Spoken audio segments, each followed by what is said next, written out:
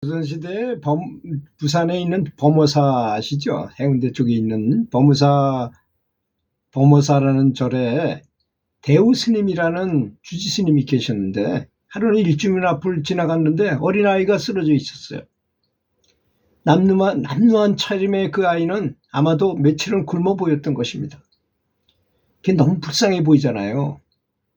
그래서 스님이 사찰로 데리고 들어와서 잘 보살펴 주었다고 합니다.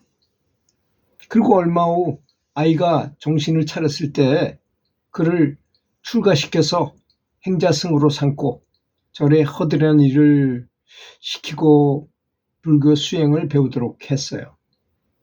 어느덧 세월이 지나서 그 아이가 12~13살쯤 되었을 때 행자 생활이 끝나고 삼위승이 되어 경정 공부와 함께 농사도 지었는데 하루는 손을 베어서 들어왔어요.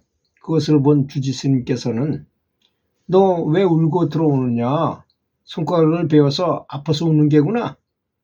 했더니 이 삼위승이 손가락이 아파서 우는 것이 아닙니다. 라고 대답하면서 내 손이 조금 베어서 이렇게 아픈데 채소를 수확할 때 밑둥채 꺾어버리는데 그 채소들은 얼마나 아플까 해서 불쌍해서 운다고 하더라는 것입니다. 그 말을 들은 주지 스님은 어이가 없어서 웃기는 했지만 이 녀석이 큰 스님이 될 제목이다 싶은 생각이 들더라는 것입니다.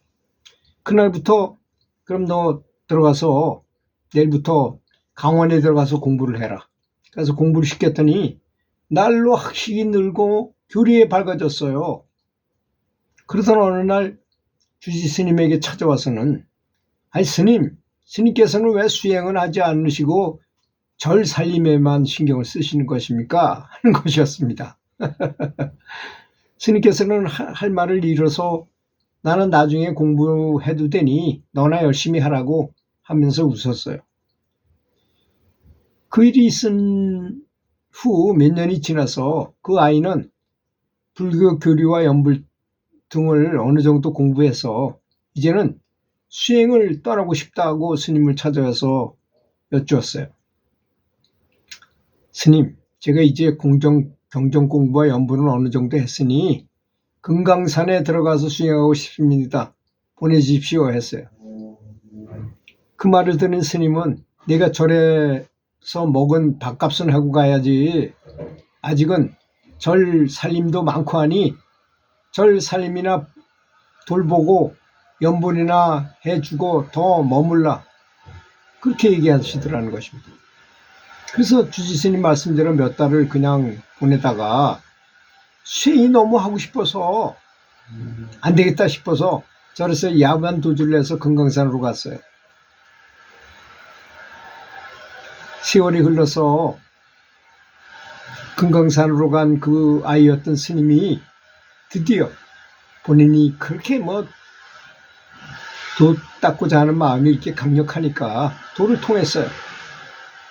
그래서 해안으로 세상을 훤히 내다보고 볼 수 있게 되었을 때 자기 아버지나 다름없었던 범어사 주지 스님이던 자기 은사 스님을 생각하니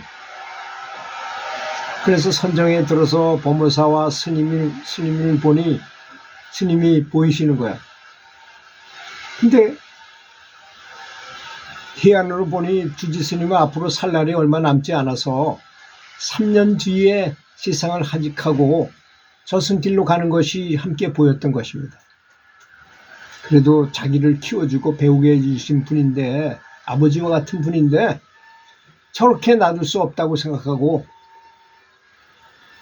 신통으로 이 그릇을 크게 만들어가지고 공중에 띄우고 그것을 타고 범어사로 날아가서 스님을 찾아 배웠어요. 그래서 바루를 타고 공중에서 날아온 자신의 상절을 보고는 기뻐하며 반갑게 맞이한 스님은 야, 너 공부해가지고 도를 통했구나 하면서 즐거워하더라는 것입니다. 그러나 그 스님은 자신의 은사 스님인 주지 스님께 앞으로 스님의 수명이 얼마 남지 않았습니다. 스님 그렇게 수행을 하지 않으면 큰 뱀이 돼가지고 이 절 주변을 돌면서 축생으로 살게 됩니다 하고 말했어요. 그리고 스님을 범어사 옆에 청규만벌이라는 기곡으로 모시고 가서 자신의 주장자로 큰 바위를 골라 두드리면서 말했어요. 명천 스님 나오시오 하니까 큰 구렁이 한 마리가 어슬렁어슬렁 그러고 나오더라는 것입니다. 그것을 본 주지 스님이 기겁하고 놀라니까 그 도를 통한 상자 스님은 저 구렁이는 예전에 이절의 주지 스님이었는데 수행을 하지 않고 주지로 있으면서 재물과 명예를 탐내서 죽어서는 절 살림에 대한 집착이 많아서 절 주변에서 어슬렁거리는 구렁이로 태어나 자신의 살림을 누가 훔쳐가지 않나 하고 걱정하며 지키고 있는 것입니다 라고 말하더라는.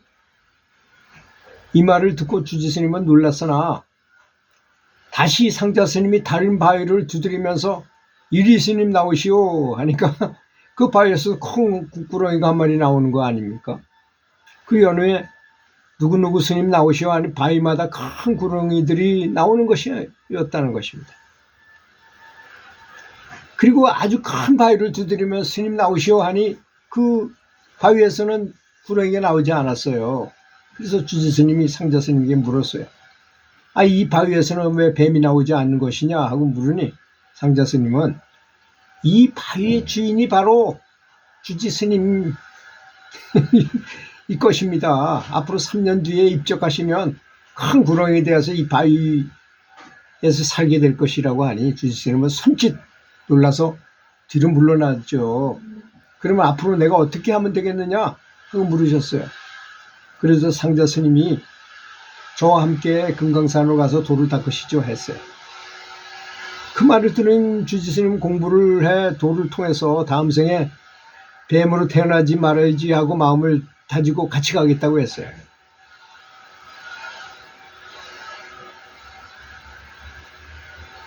그리고 바로를 타고 이제 금강산을 가는데 스님 가면서 절대로 뒤를 돌아보지 마십시오 했는데 궁금해서 도저히 참지 못하고 결국 뒤를 돌아다 보았는데 절에 불이 난 것이 아닙니까? 그 모습을 본 스님이 되돌아가야 된다며 내려달라고 하자 스님, 그것은 절이 불타는 것이 아니라 스님의 욕심이 불타는 것이라고 말했어요. 그래 무작정 다시 절이 돌아간다고 해가지고 할 수 없이 데려다주고 인연이 없으니 할 수 없구나 하면서 탄식으로 하면서 금강산으로 돌아갔어요. 이윽고 주지 스님은 주지 스님이었던 그 대우 스님은 돌아가셔가지고 1년이 지나 기일이 되었는데 범어사에는 주지 스님의 기제를 지니기 위해서 한참 분주했어요. 이것을 선정해서 보게 된 금강산의 그 상자 스님은 이제 때가 되었다 하고 다시 바로를 타고 범어사로 내려와서 스님들과 보살님과 도와서 제사 준비를 하려고 했어요. 근데 너무나 오랫동안 금강산에 있다 보니 절 식구들이 자신을 알아보지 못하고 누구냐며 그냥 공양간에 가서 설거지나 도우라고 물리쳤어요. 스님은 자신이 설거지를 하겠다고 공양간에 인을 가지고 나와서 절구통에 넣고 찌워버렸어요. 그러자 보살과 스님들이 놀라서 당신 지금 무슨 짓을 하느냐고 말렸어요. 그런데 스님은 태연히 그릇을 찌그러뜨려 한 뭉치로 만들어버리고 그 광경을 본 스님 그 그릇을 다시 상 위로 던졌어요. 근데 뭐 반짝반짝 일어나면서 그대로 도로 원 상태가 돼가지고 반짝반짝 놓이는 걸 보고 보살들이 도인이 왔다고 놀라고 저는 이 주지 스님 돌아가신 이 제사 지내는 대우 스님의 상좌입니다. 돌을 닦아 돌을 통해서 이쪽에 왔으니까 제 스님을 모시고 내 팥죽이나 한 말 쏘주시오 했어요.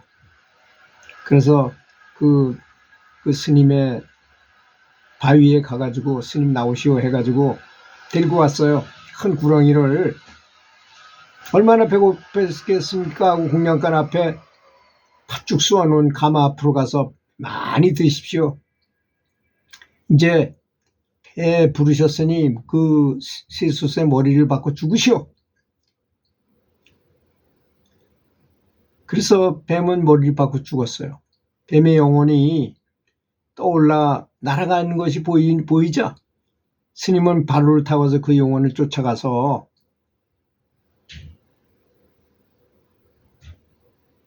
나중에 이 스님도 해탈을 하게 도왔다는, 이게 나중에 뒤에 얘기가 너무 길어서 줄이도록 하겠습니다. 나중에 이제 도를 통하고 보니까 내 상자가 나를 도를 깨닫게 해줬다는 이 인연 때문에 이렇게 되는 거죠. 그래서 좋은 인연을 두면 이렇게 제자 때문에도 깨닫는 경우가 있다, 이런 얘기였습니다. 들어주셔서 감사합니다.